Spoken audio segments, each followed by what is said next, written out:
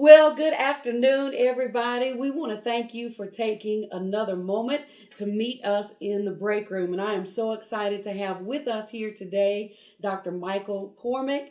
And I want you, Dr. Cormack, to just open up, greet the people, but let us know where you're from, how you came to Jackson Public Schools, and just tell us a little bit about yourself. Awesome. Well, Pastor Jennifer, I'm excited to be here with you. Absolutely. And to be here with the church family. Yes, sir.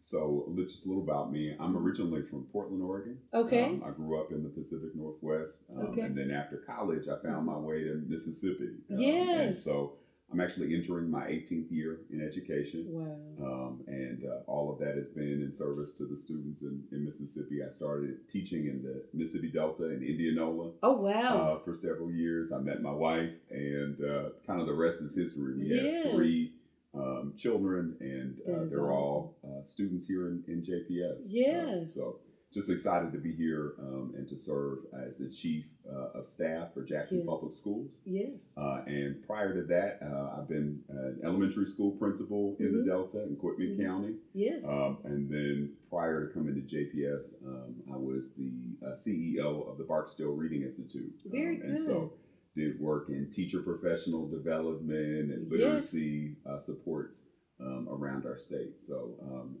I've been here about 18 years, and so I feel like Mississippi is home. Absolutely, and we're grateful to have you here. And let me say, on behalf of the students, teachers, and parents here in Mississippi, thank you for being here and for your service, because I know you're making a tremendous impact. I wanted to have you come today just so we could talk a little bit about where Jackson Public Schools is.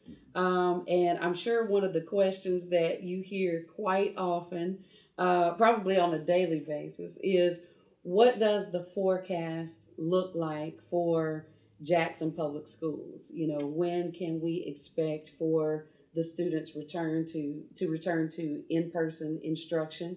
Will that be, in the 2021 school year? Is it looking like that's further away? Let's just talk a little bit about how Jackson Public Schools is navigating right now. I know right now we're seeing numbers continue to climb again. Seems that we're experiencing a nationwide spike.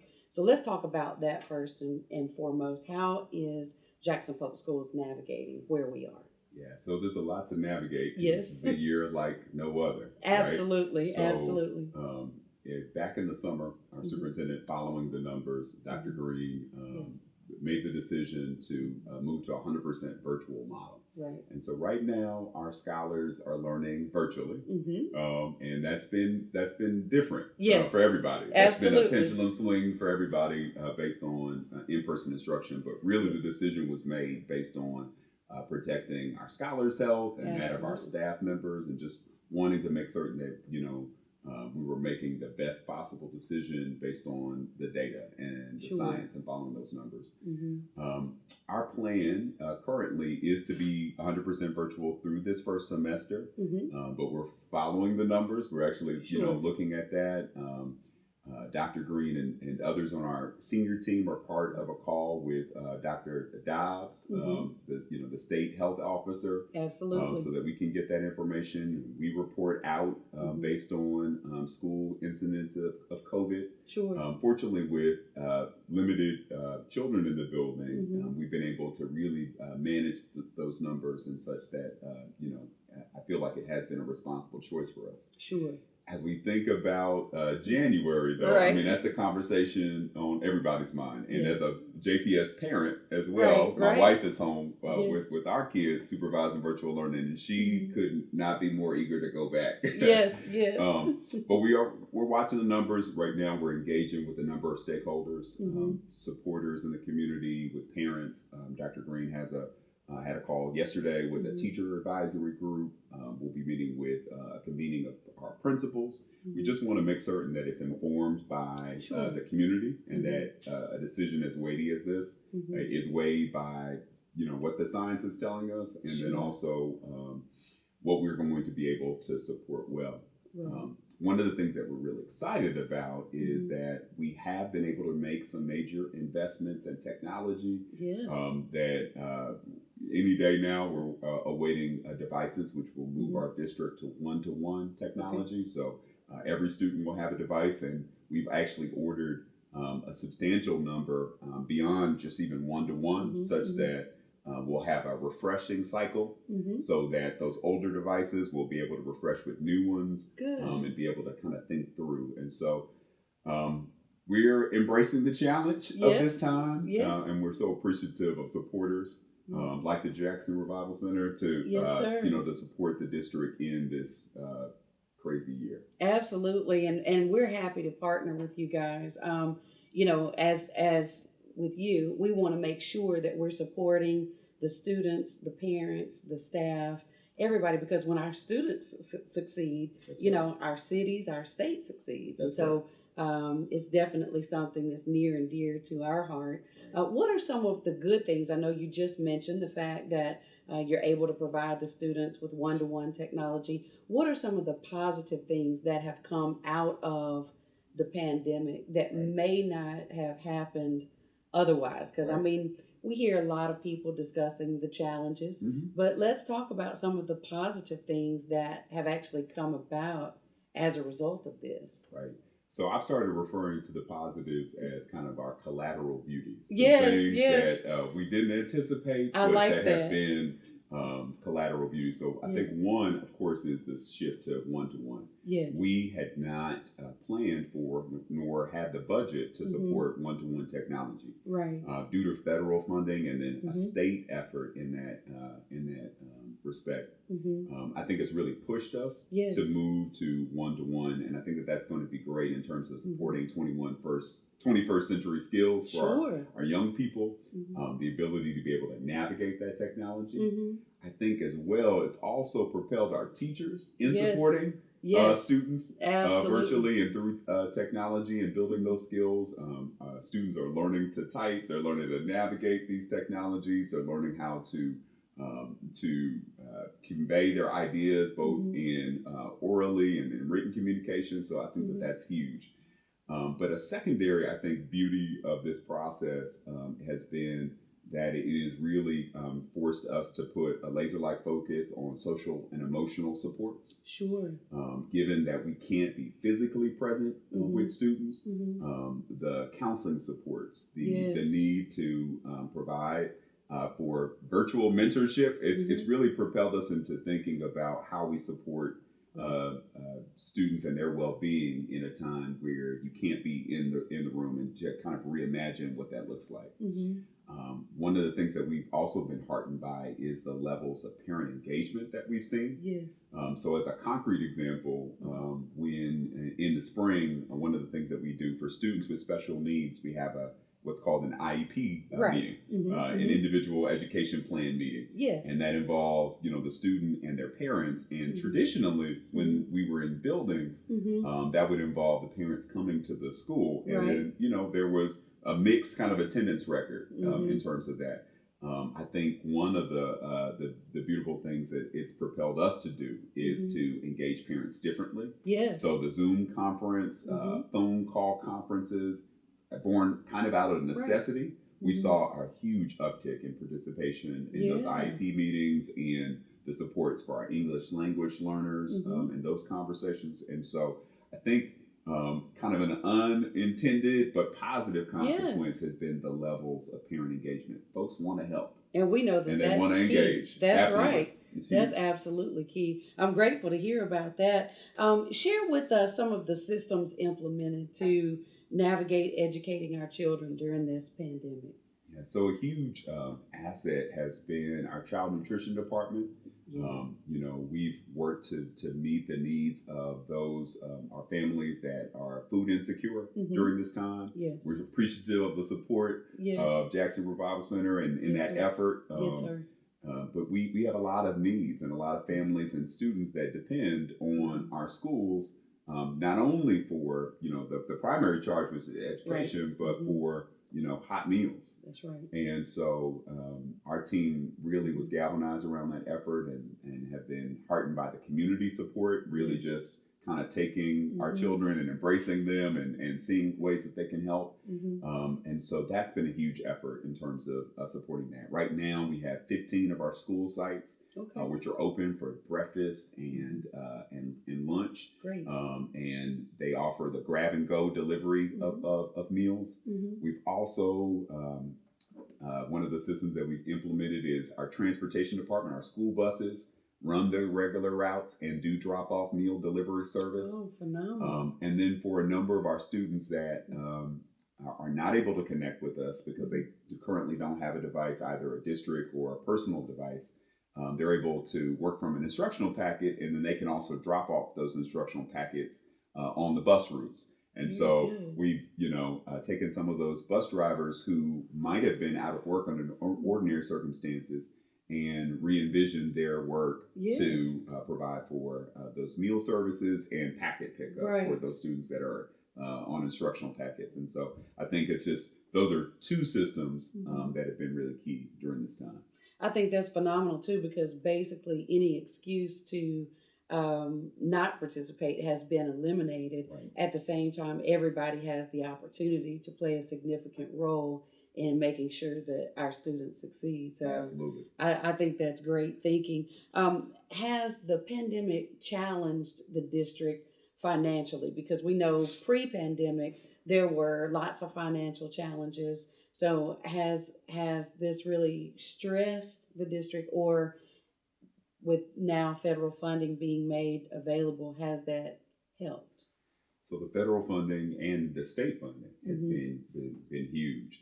Both efforts to support the technology supports and some of the other kind of emergency efforts have been hugely instrumental and allowed us not only to kind of plan for the immediate term, because one of the things that you're always cautioned against with one-time monies is making decisions that you won't be able to sustain. And so I think it's actually helped us in terms of thinking in the long term. One of the efforts we're engaged in now is with the city of Jackson and how we utilize this opportunity to expand wireless connectivity in the city. That was going to be my next question as it relates to that challenge there for those who don't have it at home. Absolutely. So there are a few efforts, I think, that will be instrumental in making certain that we can provide greater connectivity to homes. One is a longer range effort in which we are partnering with the city of Jackson to look at places where the wireless grid is not as strong, and to use kind of the existing infrastructure to build that network. And so there's a wireless mesh projects in the works that we're very excited about. But then we've also really been heartened by some corporate sponsorship and supports. And so T-Mobile, in addition, we've purchased a number of wireless hotspots, about 900, that can support scholars in wireless connectivity hotspots that they can have in the home to support them in their learning. And then they have kind of issued a challenge to us with their project 10 million. And a grant opportunity to expand those connectivities with free devices to an additional 2,500 homes. So we're excited to be able to pair that with what we've purchased to meet unmet need and to make certain that once we move to one-to-one that we have devices, but that devices can connect and connect to high-speed internet that will help to kind of serve us over the long term. Absolutely. Very good. We know that we've got a lot of community partners that have stepped up to ensure that the children have the tools they need to navigate during this time. Do you want to talk about some of those partnerships outside of Jackson Revival Center and T-Mobile? What are some of the other partnerships? So as I mentioned, we're 100% virtual, and we have been greatly supported by community sponsors, including our church communities, in the effort to support virtual scholars. And so many churches have opened up their community centers, are socially distancing and allowing students to bring in their devices and be supported, or providing devices for students without. That has been hugely, hugely helpful, especially to parents who are challenged to find high quality childcare options, given now this new reality of the child care centers having to support a smaller Mm-hmm. number of students that they Right. would be able to given social distancing. Right. So that's huge. Recently, we've supported and written letters of support to a number of community partners who Mhm. are interested in applying for governor's emergency education relief funds. Mm-hmm. And that was an effort made available from federal funds Right. that Governor Reeves created a special grant application program for community partners that Mhm. want to support districts like JPS Right. in virtual learning. Mm-hmm. So we're really excited that we were able to support 7 community partners and nonprofits in that effort, Yes. including the Yes. Mississippi Children's Museum, Mm-hmm. the Boys and Girls Club, Yes. and New Horizon Church and others Mm-hmm. who are supporting scholars virtually during this time. So Yes. there's just the effort and the support has been huge. Yes. And what's great about that is that in addition to doing good work, they can, receive some type of subsidy and support Right. to do that work because we know it's costly. Right. As they've looked to kind of re-envision their model to, be the hands and feet. That's right. And to be able to provide those supplies for Right. children who may not otherwise have it. Exactly. Yeah. So for the parents, what are some things parents can do right now to ensure that their children have a successful school year, whether it's all virtual right now or whether it continues to be moving forward for the remainder of the 2021 season?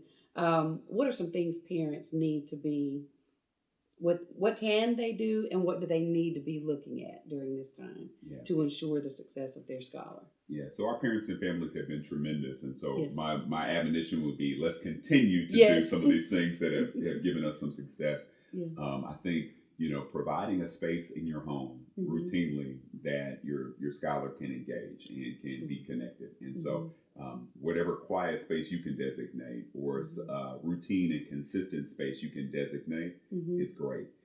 Limit the distractions. Mhm. A TV in the background. Mhm. Let's turn that down Right. or put it in the other space. Mhm. Make certain that not only are you taking care of your student and encouraging them to get up and take some breaks and go for a walk. Mhm. A lot of students are spending a lot of time in front of screens, and so Right. when they have breaks, we're looking to encourage them with breaks and physical activity. Mhm. But parents can support that too by Sure. encouraging them to go outside and Right.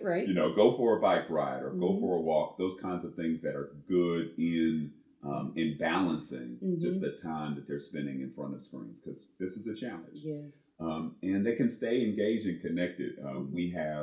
We'll be launching Mhm. the JPS district app, which will Okay. house all of the various ways that parents engage. Great. And that will be going live within the next few weeks. Good. So we encourage folks to download the app and Mhm. utilize that. But one of the things that they can download now is Active Parent. Yes. It's a way to stay connected with their scholars' grades, Mhm. how Mhm. things are going. It's a great way to stay connected with their child's teacher. Mhm. Our report cards are going Yes. out on Friday. And Yes. so that will be a really good opportunity for folks to follow up and to engage with the teachers. But let's make certain that communication is happening and Right. it's happening in a two-way fashion Mhm. so that we can keep them on track and all of our students on track. And so with report cards coming out on Friday, Mhm. how are the children performing right now based on the numbers that you guys are seeing? Right. Are they behind right now? Are they excelling right now? What does their performance look like? Yeah, so it's a great question, and it's one that there is not a single story. Sure. Obviously, we've been out since March, Right. so it's a Right. lot of time to That's- out of physical buildings. Obviously, we've continued with school, but Yeah. school has looked very different. And that's been a great concern because we already know children tend to lose some of the knowledge they've Right, gained over in the throughout the summer right? if they're not doing some type of continued education. Yeah. So with them being out of the classroom Right. so long. Yeah, we've looked at diagnostic data. Mm-hmm. We have the students assess at the start of the year. Mm-hmm. They'll be engaging in benchmarks to see and to track that progress, and so that's some data that we do have in initially that indicates some loss. Mm-hmm. What we're trying to do is to stem that with some pretty successful implementations of intervention programs and supports. Mm-hmm. But that's a challenge that's not unique to Jackson Public Schools. Right. It's everywhere. Across given the board. Right. Given the challenge, and so I think it will involve both solutions that we implement in the district to really take a hard look at our data and the supports that we provide. Each of our sections actually have an intervention block that's actually built into the schedule across the board. And so that really provides a great opportunity for a smaller group and one-on-one supports. And then again, as I mentioned, about 75% of our scholars are on with the device, but another 25% are asynchronous or we're learning from a packet. Right. And so that afternoon supports of phone calls and tutorial sessions are going to be huge so that the gap we can narrow more effectively. But we are, looking at the data to be able to inform, how we support individual scholars better and making certain that they get what they need, because this is a challenge like no other. But I've really just been heartened again by the response from teachers. Yes. They're doing a lot during this challenge. I mean, supporting those that are on, and then a number of students that are off, and who are engaging with the instructional packet. And then there's a great level of transparency. Yes. Our parents are able to observe and to see the instruction. Right. It creates a little space of vulnerability. Their classrooms are wide open. Right. And they've responded to the challenge and to the feedback and to that space in ways that I think are really astounding. It should be complimented. Absolutely. Because they're working really, really hard. Absolutely. That's one thing as a pastor I've tried to stress during this time is everyone being patient with everyone. Because nobody alive right now has ever lived in a time like we're living in right now. There are so many unknowns. Everything is fluid and constantly changing. And so one thing I've tried to really, really do is just encourage everybody to stay patient with one another. But I applaud the teachers. I think they are doing a phenomenal job and basically kind of just flowing, with whatever new challenge they have to navigate each day. So that's been my message to principals. So again, 2 words: grace and grit. Yes. So we're gonna, have grace for one another and for ourselves. That's right.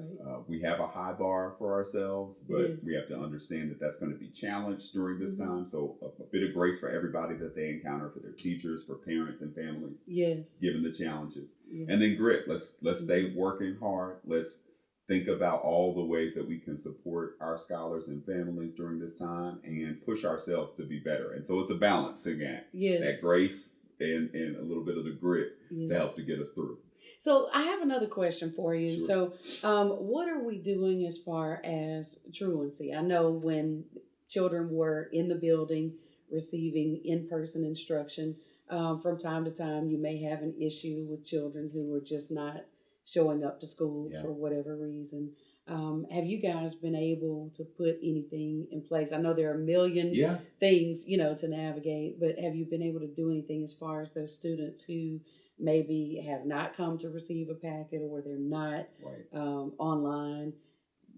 Is there anything in place for that? So there are a number of supports. One of the things I think is we have to do a really strong job to connect and to make certain that we're capturing their attendance. And so currently the way that we do that with the students that are asynchronous or learning from a packet is that we've devised actually some additional ways to capture their work and their responsiveness and engagement in those learning opportunities. So every day, the parents who are supporting an asynchronous scholar get a text message and a link to basically just check in and to say, hey, my scholar is attending today, and do I need any help?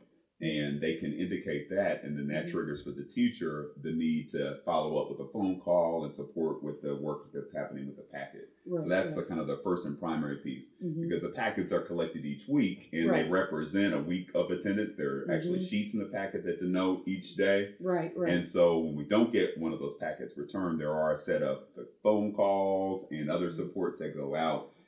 We also have just some amazing team members.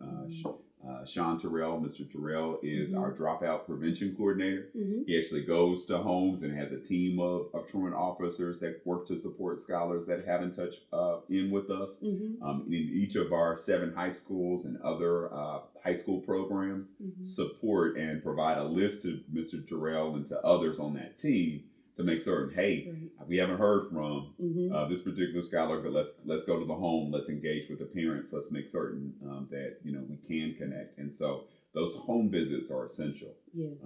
They go out and they see and try to lay eyes, and so and sometimes they're even amateur detectives. Hey, maybe the address has changed, and so they might ask a neighbor, hey, do you know where they ended up and whatnot, and so.